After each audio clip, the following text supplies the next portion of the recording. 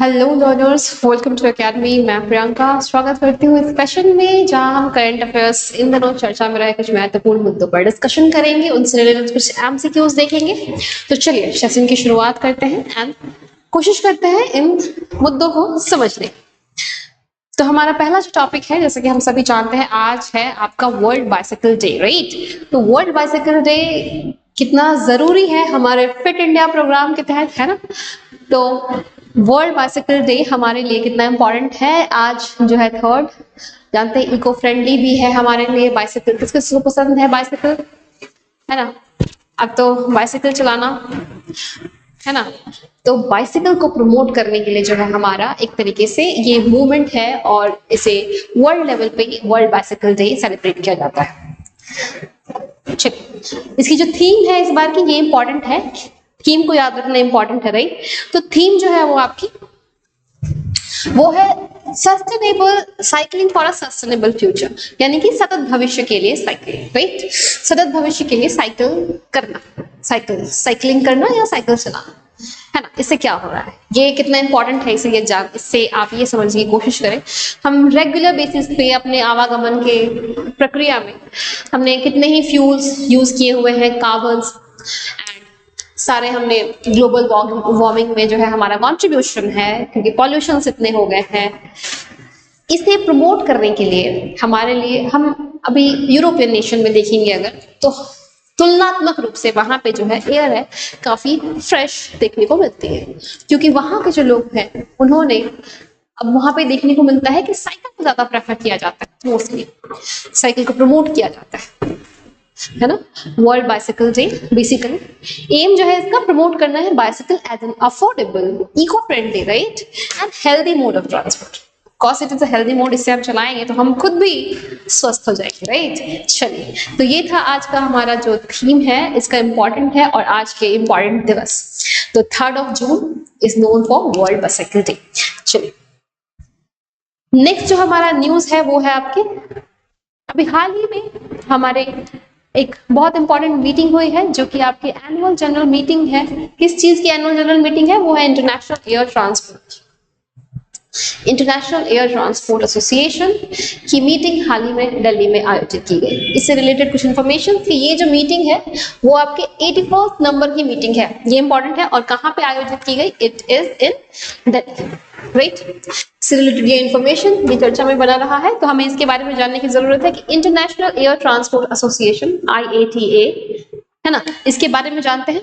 तो ये इस इंपॉर्टेंट इसलिए भी है कि फर्स्ट टाइम 42 वर्षों में, है ना, 42 इयर्स, इंडिया जो है वो international association of international air transport association की अध्यक्षता और मीटिंग की अध्यक्षता भारत के द्वारा की जा रही है, इसलिए भी इंपॉर्टेंट है, ठीक है।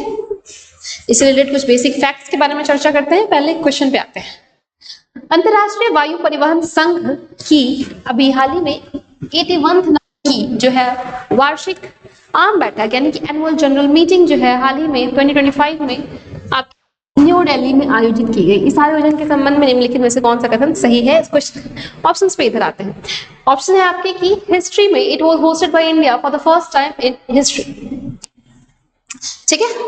अगला क्वेश्चन है, prime minister Narendra Modi highlighted the UDAN scheme impact during this address. इसमें प्रधानमंत्री ने उड़ान योजना का भी जो है वो जिक्र किया है। अगले ऑप्शंस की ओर आते हैं।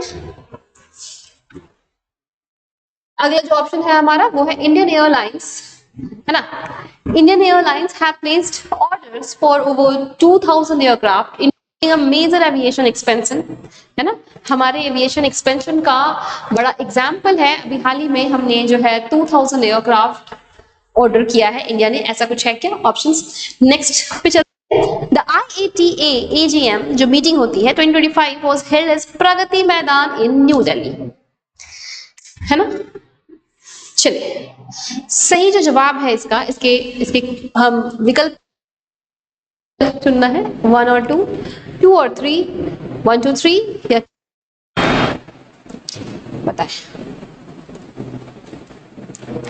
बताएं कौन कौन सा सही लग रहा है आप लोगों को।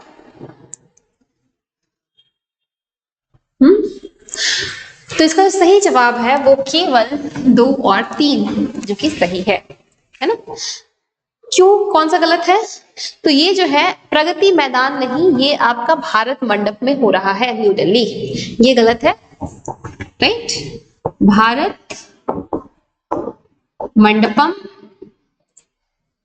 है ना, यहाँ पे आयोजित किया जा रहा है। और हाँ, इसमें प्रधानमंत्री मोदी जी ने इम्पैक्ट जो उड़ान स्कीम है उसकी अचीवमेंट्स के बारे में भी चर्चा की है हमारे, है ना, कि भारत किस तरीके से पहल कर रहा है। और सबसे इंपॉर्टेंट बात कि IA जो आपका TA है, इसका मीटिंग भारत में 1983 के टाइम पीरियड पे सबसे पहली बार हो चुका है। तो ये फर्स्ट टाइम नहीं हो रहा है ना, ये फर्स्ट टाइम नहीं हो रहा है, ये सेकेंड टाइम हो रहा है, ठीक है। तो ये है इसके सही जवाब, स्पष्टीकरण है। अगले क्वेश्चन की ओर आते हैं। 2025 में अंतरराष्ट्रीय वायु परिवहन संघ अर्थात international air transport association IATA की जो मीटिंग है वो कहाँ पे आयोजित की जा रही है, सॉरी। हाँ, तो ऑप्शन है आपके मुंबई, दिल्ली, सॉरी मुंबई, दुबई, नई दिल्ली, सिंगापुर। कॉस हमने चर्चा किया है इसका, है ना। नई दिल्ली जो है इस पे आयोजित की जा रही है, भारत मंडपम में इस मीटिंग की जो आयोजन है वो किए जा रही है। ये मीटिंग इंपॉर्टेंट है क्योंकि ये बहुत टाइम अर्थात 42 इयर्स के बाद भारत में इस मीटिंग की प्रेसिडेंसी भारत के द्वारा की जा रही है। ओके, तो 81 नंबर की IATA AGM है, आपकी एनुअल जनरल मीटिंग चल रही है जो कि यहाँ जून में 2025 में नई दिल्ली में आयोजित की गई थी और इसे मोदी जी की अध्यक्षता में संबोधित भी किया गया था, राइट।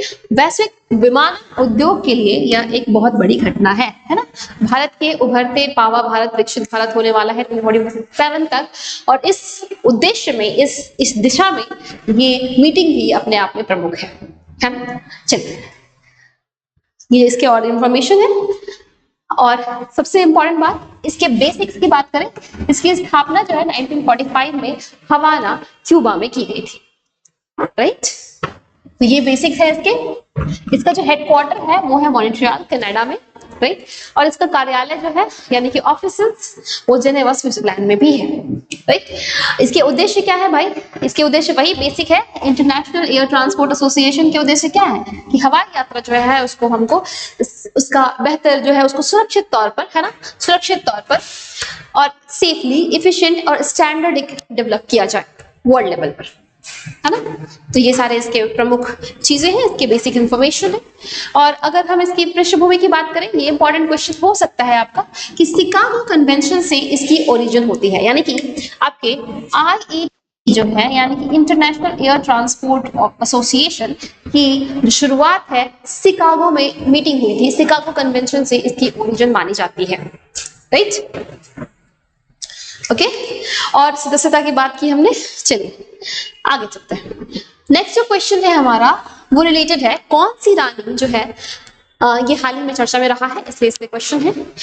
वो क्वेश्चन ये है कि कौन सी रानी काशी विश्वनाथ मंदिर, है ना, काशी विश्वनाथ मंदिर 1780 और सोमनाथ मंदिर के पुनर्निर्माण से जुड़ी थी, है ना।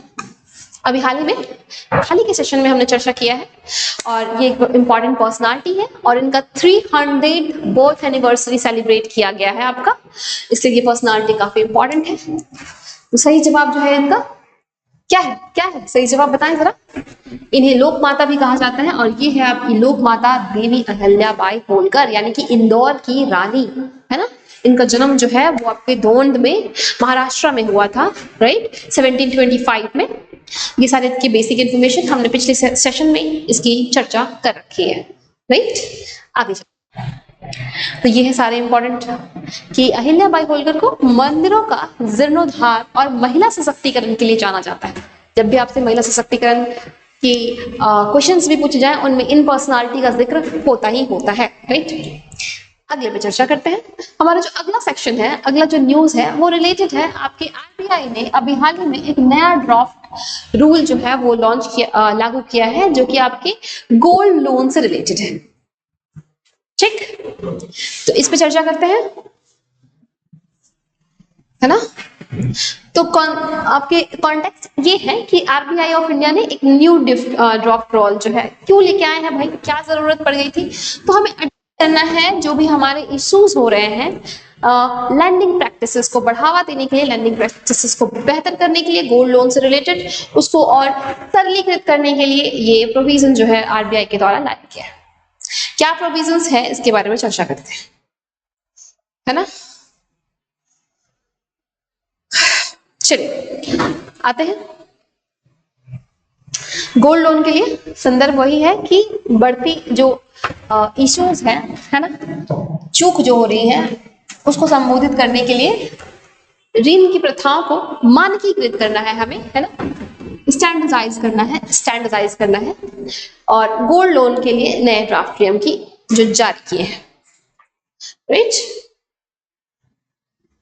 तो जो क्वेश्चन है हमारा, अगले इसके क्वेश्चन पे आते हैं, इसके बारे में और डिटेल से चर्चा करेंगे। फिलहाल ये पहले क्वेश्चन को हम देखें जरा। कि नए मसौदे जो है नियमों के अनुसार स्वर्ण आभूषण पर अधिकतम यानी कि लोन टू वैल्यू अनुपात क्या तय किया गया, अभी तय किया गया है इस नए ड्राफ्ट रूल में। जो रूल है उसमें जो प्रोविजंस है थोड़े बदलाव उसमें देखे गए, उनमें से कुछ क्वेश्चन है आपके सामने। तो लोन टू वैल्यू रेशियो पूछा गया है आपसे गोल्ड ज्वेलरी पे, तो क्या है ऑप्शंस पे आप आते हैं 90%, 80%, 75%, 60%। बताएं इसका सही जवाब है लोन टू वैल्यू रेशियो जो फिक्स किया गया है वो है आपका 75%। 75% जो है वो loan to value ratio fix किया गया है फॉर गोल्ड लोन्स, राइट। अगली जो क्वेश्चन है वो है हमारा आरबीआई के गोल्ड रूल से, है ना। Gold loan rules are not aimed at, अब ये बताएं, ये बहुत बेसिक सा क्वेश्चन है ना। चलिए ऑप्शंस पे आता है। ऋण प्रणाली में पारदर्शिता लाना, है ना। किसी भी ऐसे स्कीम्स है, सॉरी कोई भी ऐसा स्कीम्स होता होगा उसका जो मेन प्रोविजन होता होगा ना, जब भी कोई पुरानी स्कीम्स को अगर नहीं किया जा रहा है या कुछ नए प्रावधान को जो है उसमें ऐड किया जाता है तो उसमें क्या होता है, ट्रांसपेरेंसी जो है ना वो मेन होती है। तो ये आप ऐसे भी इसको एलिमिनेट कर सकते हैं कि ये तो बिल्कुल ही होगा, ट्रांसपेरेंसी हमेशा समय के अनुसार उसमें समस्याओं को देखते हुए ट्रांसपेरेंसी का जो स्टैंडर्ड है, पैरामीटर है, उसको और इंक्रीज किया जाता है, राइट।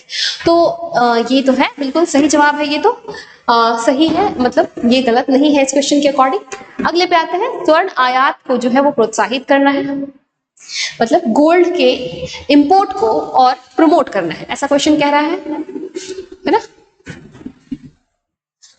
अगला जो है डिफॉल्ट की संख्या कम करनी है। अगला ऑप्शन है कि एनबीएफसीज और बैंकों के लिए समान नियम लागू करना है। इसका तो सही जवाब है ऐसा कोई भी प्रोविजन नए रूल के तहत नहीं किया गया है, इसलिए ये जो है आपका गलत जवाब है, अर्थात स्वर्ण आयात को प्रोत्साहित नहीं किया जा रहा है। हालांकि अगर गवर्नमेंट और अगर आरबीआई इस तरीके का कार्य करती है, इससे क्या होगा, इससे जो है महंगाई देखने को मिल सकती है ना। और इसके साथ साथ जो हमारे रुपए की वैल्यू है वो भी कम हो सकती है। इसलिए कोई भी गवर्नमेंट जो है इस तरीके के आयात को, स्वर्ण आयात, क्योंकि हम जानते हैं कि स्वर्ण क्या है, एक तरीके का लग्जरियस प्रोडक्ट होता है, राइट। और इस तरीके के प्रोडक्ट को इंपोर्ट करने में वैसे भी भारत आगे है, अभी तो भारत बहुत बड़े मात्रा पे जो है गोल्ड का इंपोर्ट करता है ना। और ये एक समस्या है भारत के लिए, इसीलिए तो हमने कई सारे स्कीम्स लेके आए थे जिसमें हम लोग जो गोल्ड है गोल्ड से रिलेटेड बॉन्ड्स भी लेके आए थे, ताकि जो फिजिकल गोल्ड है उसमें लोगों के इन्वेस्ट करने के बजाय डिजिटल फॉर्म में और गोल्ड बॉन्ड्स वगैरह में इन्वेस्ट किया जाए, ताकि गोल्ड पे हमारे भारत की अन्य देशों पर डिपेंडेंसी को कम किया जा सके। मेन एम तो यही था। तो ये जो है इस क्वेश्चन का सही जवाब। चलिए अगले क्वेश्चन पे चलते हैं। क्वेश्चन कह रहा है आपसे, which of the following statement is correct, इनमें से कौन सा कथन जो है वो सही है। तो कह रहा है कि interest rate on gold loans will now be decided only by publish sector bank, है ना। जो सरकारी आपके क्षेत्र के बैंक हैं उनके द्वारा ही कह रहा है ओनली, है ना। और दूसरा जो हमारा ऑप्शन है, ये पहला ऑप्शन है, ये दूसरा ऑप्शन कह रहा है कि KYC and valuation have been made mandatory. बताएं इनमें से कौन सा ऑप्शन जो है वो सही है। बिल्कुल इस तरीके के ऑप्शंस जो है, इस तरीके के क्वेश्चंस आपको देखने को मिल सकते हैं। तो जैसा कि ये बहुत बेसिक सा क्वेश्चन है, आप इसे कॉमन सेंस से भी आंसर कर सकते हैं। इसका जो ओनली 2 है वही करेक्ट है। किसी भी तरीके की सरकारी बैंकों को ऐसी मोनोपोली गवर्नमेंट नहीं दे सकती, इसलिए, है ना, इसलिए ये जो है आपका फर्स्ट वाला ऑप्शन वो गलत है। अगले क्वेश्चन पे चलते हैं। Under the new draft rule gold loans fall under which category? बताएं किस कैटेगरी के तहत जो हमारा न्यू रूल है और आपके गोल्ड लोन पे वो लाई करता है, राइट?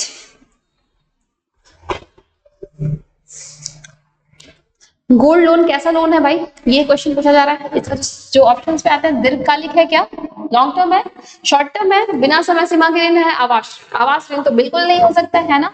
इसका सही जवाब है वो एक तरीके का शॉर्ट टर्म लोन है, यानी कि गोल्ड लोन जो है वो हमारा शॉर्ट टर्म लोन होता है। ओके, चलिए तो ये से कुछ बेसिक्स रूल्स, क्या फंक्शंस हैं, क्या फीचर्स हैं। तो आरबीआई गोल्ड लोन ड्राफ्ट में जो कोलेट्रल है, ओनली गोल्ड ज्वेलरी जो है वो बैंक कॉइंस, नॉट बार्स वगैरह, बुलियंस वगैरह नहीं रखा जाएगा, है ना, ठीक है। केवल सोने के जो आभूषण है उन्हीं को आप कोलेट्रल रख के आप जो है लोन ले सकते हैं, है ना। फिर इसमें लोन टू वैल्यू एक लिमिट लगाई गई है जो कि मैक्सिमम आपके 75% से रिलेटेड क्वेश्चंस भी हमने देखा, राइट। इसकी जो मूल्यांकन है 22 कैरेट के भाव से किए जाएंगे, है ना। और बाकी सारे बेसिक्स डिटेल्स हैं, इतने इंफॉर्मेशन की जरूरत नहीं है। उपयोग तो हम देख सकते हैं उपभोग के लिए 12 महीने तक, और चूंकि ये 12 महीने तक व्यवसाय हेतु कैश फ्लो आधार जो है 12 महीने तक की ही दी जाएगी, इसलिए विद इन 1 वर्ष का जो भी लोन होता है वो आपका शॉर्ट टर्म लोन होता है, राइट। चलिए नेक्स्ट जो हमारा न्यूज आ रहा है निकल के, वो आपके झारखंड से आ रहा है। एंड झारखंड में क्या हुआ है, पहली उसकी टाइगर सफारी लॉन्च की गई है ना, ये न्यूज है। और ये कहाँ पे टाइगर सफारी लॉन्च की गई है, आपके पलामू टाइगर रिजर्व में, है ना। पलामू टाइगर रिजर्व जो है वो झारखंड का इकलौता टाइगर रिजर्व है, और यहाँ पे जंगल सफारी की शुरुआत झारखंड गवर्नमेंट के द्वारा पहली बार की जा रही है, इसलिए पहली बार है तो इंपॉर्टेंट है। क्वेश्चन पे आता है झारखंड की पहली प्रस्तावित टाइगर सफारी कहाँ बनाई जाएगी? ऑप्शन बेतला राष्ट्रीय उद्यान यानी कि बेतला नेशनल पार्क, या फिर पलामू टाइगर रिजर्व, या राजमहल हिल्स, दलमा वाइल्ड लाइफ सेंचुरी। इसका सही जवाब है, जैसा कि अभी चर्चा किया, पलामू टाइगर रिजर्व का सीमांत क्षेत्र है, वहां पे टाइगर सफारी की सुविधा की जाएगी, है ना। आगे चलते हैं। क्वेश्चन है सेकंड, भारत में इस तरीके की जो टाइगर सफारी होती है ना, टाइगर सफारी के लिए जो भी आवश्यक अनुमति होते हैं, परमिशंस होते हैं, रिक्वायर्ड, है ना, उसको कौन अधिनियम के तहत नियंत्रित किया जाता है? क्वेश्चन पूछ रहा है कि किस एक्ट के तहत टाइगर सफारी जो है सुविधा दी जाती है ना, बताए। ये आपका क्वेश्चन है।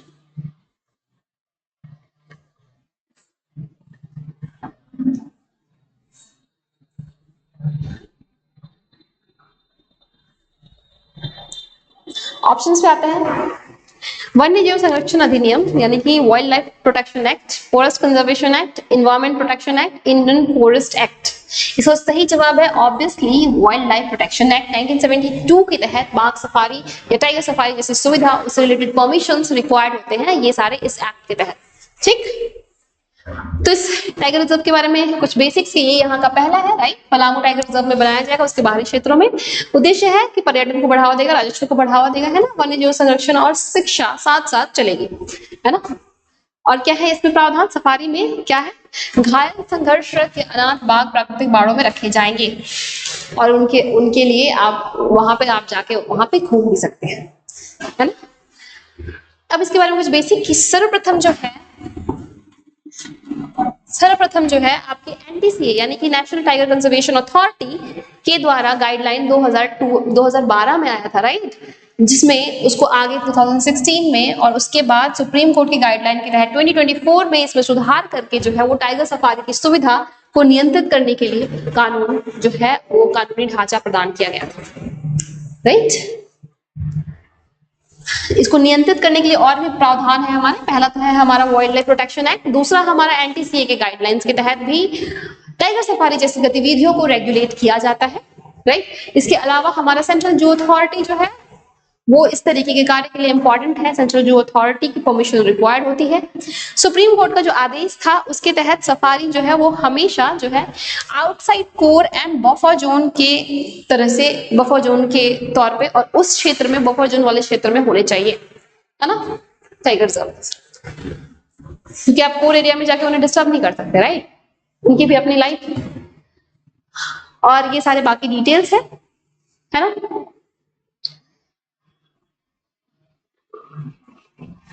झारखंड के बारे में बेसिक है कि झारखंड का गठन कब हुआ था, तो 15 नवंबर 2000 को हुआ था। और इसमें छोटा नागपुर पठार के बारे में जैसे जानते हैं हम, रूर कहा जाता है, रूर प्रदेश है ना भारत का, राइट। फिर इसके अलावा बाकी सारे इंफॉर्मेशन यहाँ पे जो वन्य जीव है इन्वायरमेंट के सेक्शन से, पलामू टाइगर रिजर्व है, यहाँ पे बेतला नेशनल पार्क है। संस्कृति की बात करें तो हमारे ट्राइबल्स यहाँ पे पॉपुलेशन है, और ट्राइबल्स फेस्टिवल भी यहाँ सरहुल कर्मा जैसे चीजों को सेलिब्रेट किया जाता है। ठीक, ये Jharkhand related point of view से इंपॉर्टेंट है। अगले क्वेश्चन की ओर चलते हैं। अगला जो हमारा टॉपिक है इन दिनों चर्चा में बना रहा, पैराग्वे। पैराग्वे में चर्चा में रहने का बात ये है कि प्रेसिडेंट है पैराग्वे के सैंटियागो पेना पेलासियोस, है ना। ये है इंडिया आ रहे हैं जून 2 से 4 जून तक यहाँ आने वाले हैं उनका, और ये उनकी जो है पहली स्टेट विजिट होगी। This is the only second ever visit by Paraguayan president to India and aims हमारे बायलैटरल रिलेशंस को स्ट्रेंथन करने के लिए इनका जो आगमन है वो इम्पोर्टेंट है, इसलिए इनसे रिलेटेड क्वेश्चंस देखते हैं। तो पराग्वे के बारे में कुछ बेसिक इंफॉर्मेशन कि पराग्वे जो है वो आपका एक लैंडलॉक नेशन है। कहाँ पे है? साउथ अमेरिका में, है ना। हमने देखा मैप जब चर्चा करेंगे तो मैप में पराग्वे की लोकेशन देखेंगे, है ना। इससे रिलेटेड की इसकी जो कैपिटल है वो है असुनसियन। पराग्वे की कैपिटल है असुनसियन। पराग्वे कैपिटल आपसे पूछा जा सकता है, इनके प्रेसिडेंट के बारे में पूछा जा सकता है। और इसके बारे में और इंफॉर्मेशन बॉर्डरिंग नेशन की बात करें तो बोलिविया, ब्राजील, अर्जेंटीना, ये इनके पड़ोसी देश है। ठीक, ये इसके बेसिक इंफॉर्मेशन है। और इससे रिलेटेड हम अगला टॉपिक पराग्वे से रिलेटेड वो सारे इंफॉर्मेशन थे। अगले टॉपिक पे आते हैं कि हमारा जो अगला है वो है नाइजीरिया से रिलेटेड, है ना। नाइजीरिया इन दिनों चर्चा में बना रहा है, तो नाइजीरिया में बात करते हैं। क्वेश्चन है नाइजीरिया से रिलेटेड आपका। अभी हाल ही में नाइजीरिया में एक बहुत बड़ी दुर्घटना देखने को मिली है, और इसलिए जो नाइजीरिया है वो आपका चर्चा में बना रहा है। तो उससे रिलेटेड क्वेश्चन देखते हैं। 2025 यानी कि 2025 में नाइजर जो राज्य है इसके मोकवा में आई घातक बाढ़ का मुख्य कारण क्या था? अभी रिसेंट वहां पे एक घटना हो गई है नाइजीरिया में। पहले इस क्वेश्चन का जवाब देते हैं, उसके बाद हम नाइजीरिया से रिलेटेड इंफॉर्मेशन देखेंगे, राइट। चलिए, ज्वालामुखी विस्फोट और उसके बाद भूस्खलन, मूसलाधार बारिश के कारण बांध का ढहना, ग्लेशियर पिघलने के कारण नाइजर नदी का ओवरफ्लो होना, या खनन सुरंग के ढहने से पानी का जो है विस्थापन हो गया है। इसका जो सही जवाब है, हाल ही में अभी मूसलाधार बारिश के कारण यहाँ पे बांध जो है वो ढह गया है, और बड़ी संख्या में यहाँ पे मौत देखने को मिली है। ठीक, लगभग कहा जा रहा है 200 से अधिक लोगों की मौत की खबरें आ रही है। मोकवा में बाढ़ जो है कई दिनों तक मूसलाधार बारिश के कारण 200 से ज्यादा लोगों की मौत की खबर सामने आ रही है ना। और अभी रिसेंट आप सभी को जैसे पता होगा कोविड के केसेस बढ़ रहे हैं भारत में, और लगातार इसमें देखने को जो नंबर्स हैं वो इंक्रीज हो रहे हैं लगभग सारे ही स्टेट्स में। इसकी संख्या, इससे ग्रसित मरीजों की संख्या बढ़ रही है, और इससे होने वाली मौतों की संख्या में भी लगातार इजाफा हो रहा है। तो प्लीज कोविड से सतर्क रहें, और आपकी सुरक्षा जो है वो आपके हाथ में है। अपने तौर पर एहतियात बरतें, मास्क, सैनिटाइजेशन, जो भी हमने प्रैक्टिसेस सीखे हैं वो सारे फॉलो करें इससे पहले कि देर हो जाए, राइट। आपकी सुरक्षा आप ही के हाथ में है, बिल्कुल इस बात का ख्याल रखें। कोविड से हमें डरने की नहीं बल्कि उसका सामना करने की जरूरत है। और हाँ, हमने उसे बहुत हल्के में भी ले रखा है। बहुत से लोग अभी भी मास्क वगैरह नहीं लगा रहे हैं, हालांकि मैं यूज करना स्टार्ट कर दिया है मैंने मास्क वगैरह, राइट। हमें पब्लिक गैदरिंग में थोड़ा बच के रहना होगा, और अपने जो है अपने आप को बचाना होगा, ठीक है। तो जागरूक रहें, बी अलर्ट, है ना। चलिए इस पे आते हैं।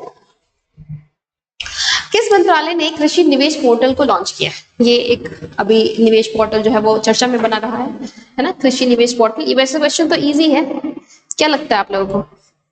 इजी है? हाँ बिल्कुल इजी है, जैसा कि नाम से ही लिख रहा है कृषि निवेश पोर्टल, है ना।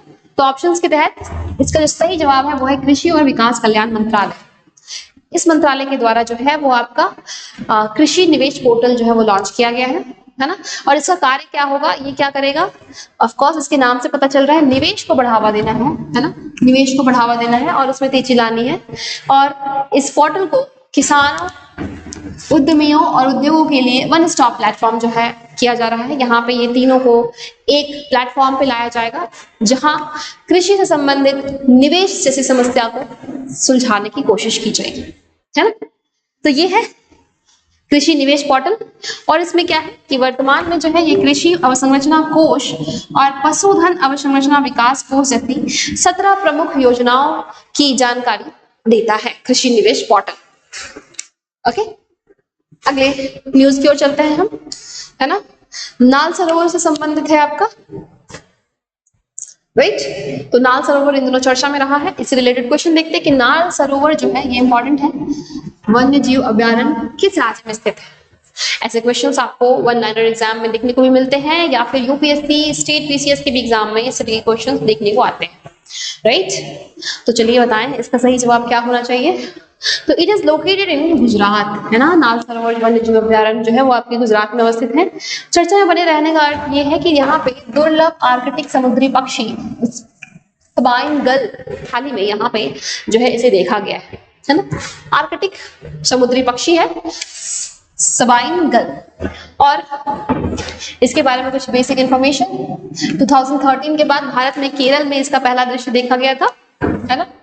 सबसे पहले मतलब बहुत टाइम के बाद ये गुजरात में देखा गया है और इससे पहले केरल में 2013 में ये जो पक्षी है आपके वो देखे गए थे, ठीक है। तो ये सारे इसके बेसिक इंफॉर्मेशन। चलिए नेक्स्ट जो हमारा क्वेश्चन है वो कह रहा है बेयर कटार TV2, है ना, किस देश द्वारा विकसित एक मानव रहित हवाई वाहन आपका यानी कि UAV, है ना, यानी कि ड्रोन है। इसकी चर्चा इन दिनों ये चर्चा में बना रहा है, अनमैन्ड एरियल व्हीकल, है ना, UAV आपके, इसके बारे में बताएं। तो बेयर कार्टर TV2 ये जो नाम है इन दिनों चर्चा में बना रहा है, बताएं। इसकी जो ऑप्शंस में जो इसका सही जवाब है वो है टर्की, है ना, टर्की जो भी है, अब तो इसने नाम भी चेंज कर लिया है। तो टर्की के ये जो UAV है हाल ही में इसे स्पॉट किया गया पाकिस्तान के, भारत पाकिस्तान के बीच जो टेंशन चल रही थी इस बीच टर्की का ये जो आपका ड्रोन है वो स्पॉट किया गया था। इससे रिलेटेड कुछ आंसर्स देखते हैं कि ऑपरेशन सिंदूर के दौरान पाकिस्तान में ये जो है तुर्की मूल के ड्रोन को देखा गया और इसे भारतीय सेना ने विफल कर दिया था, है ना, इसे मार गिराया गया। तो ये है, तो ये नाम इंपॉर्टेंट है बेयर कार्टर TV2 रिलेटेड टू आपका टर्की है। ओके, तो अगला जो क्वेश्चन है हमारा रिलेटेड है दिबांग रिवर के बारे में। दिबांग रिवर नदी जो हाल ही में खबरों में रहा किन राज्यों से होकर बहती है। ये बहुत इजी सा क्वेश्चन है, अक्सर हम दिबांग दिहांग रीजन पढ़ते हैं, राइट। इसका सही जवाब दें आप।